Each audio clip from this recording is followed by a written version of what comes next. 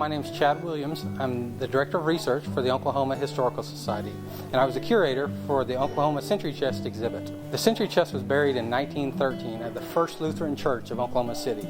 They were trying to raise money for a church organ, and Mrs. Solberg, Virginia Solberg, came up with the idea of creating a century chest that would be buried for 100 years and then to be opened in 2013. When we first opened the century chest, we heard the sound within. And so we started looking, and there was packages, all these wonderful packages from 1913, and there was a little marble at the bottom of the century chest. And we thought, what is this marble doing in there? And then we realized, 1913, the church and the Ladies' Aid Society of the church was who put all this together.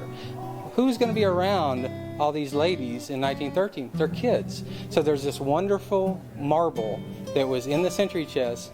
It wasn't put in there by the ladies, it was put in there by a little kid. So that is one of the real incredible pieces of the Oklahoma century chest. One of the most incredible things about this century chest is that the Native American tribes of Oklahoma took part in putting things in to be buried for 100 years. And they didn't put things in the century chest for the reason that the other people in the city and the state did, to remember the 24 years since the land run of 1889. They didn't really care that much about the land run. What they wanted was to let people know 100 years later that they were here, that they had governments, that their culture and society was here. One of the things we wanted to do when we first saw the items in the century chest was to make sure that they were interactive in a way. There's so much that's flat, paper, photographs, some museum items, but most of it's flat. So we wanted to have an experience where people could be interactive and see other things that are just not just pieces of paper. And you might see a book, you just see the front page of that book where, there's 150 pages in that book. You can't see that in an exhibit. So when we first got the materials from the century chest, the first thing we did in the first 6 months was scan every page of every item in the century chest.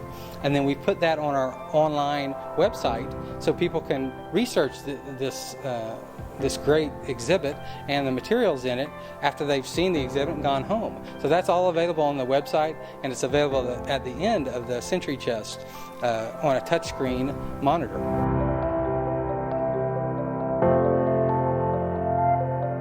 Mrs. Weinman is the granddaughter of Virginia Solberg, who came up with the idea of the century chest in 1913.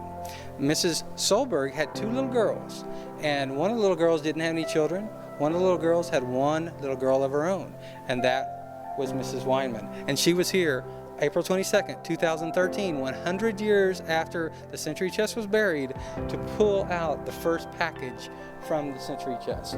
And she opened that and got to read her grandmother's writing and stories about her childhood and her mother and their entire family. So that is my favorite picture in the century chest exhibit. This is what I call the montage remembering Mrs. Solberg. Mrs. Solberg came up with the idea of the century chest in January of 1913. So January, February, March, April 22nd, they buried the century chest. The ladies that were part of the Women's Aid Society of the First Lutheran Church did an incredible job of creating the century chest. And Miss Solberg ramrodded everything. Everything was done out of her house. She took charge of every facet of this project, which was to raise money for the First Lutheran Church's organ. As I said earlier, here's the marble that was found inside the century chest. And above, you can see the century chest being excavated on April 1st of 2013. It took 8.5 hours to excavate the century chest. This is the Book of the City Builders. For $1, people that were builders of the city and state, they were vetted, they had to be important people of the city and state, could sign this book for $1. There's over 900 signatures in this book, and they were afraid over time, 100 years, that the ink would go bad. So, as part of the century chest, they created a quilt, and they hand-stitched every name that was in the Book of the City Builders onto the quilt. And they're organized by organization. So there might be men of 89, businessmen, doctors, lawyers. The only women that could sign the book were women that came in the run of 1889. And what we've done, so people that visit the exhibit can find their descendants on the quilt, is we've created a touchscreen where you can easily find alphabetical order your descendant and know exactly where on the quilt you could find their name. When we were designing the Oklahoma Century Chest exhibit, we wanted to make sure the experience was something that you could take home with you. When you go to a museum, you see so much you're overwhelmed. So at the end of the Century Chest exhibit, you have this little card. And this little card talks about visiting the exhibit here at the Oklahoma History Center. But you can also visit the church and see where the chest was buried for 100 years. And then when you get home, you can go online and see the Oklahoma Century Chest collection online. We have scanned everything that was in the Century Chest and made it available online. At the end of the exhibit, you can look at exactly what is online at this touch screen. So you can look at formats and say, I want to look at the posters. And I want to look at the 4th of July celebration poster from 1889. And then you can zoom in and look at the detail. Look at the little note that the lady that donated this poster to the Century Chest in 1913 wrote.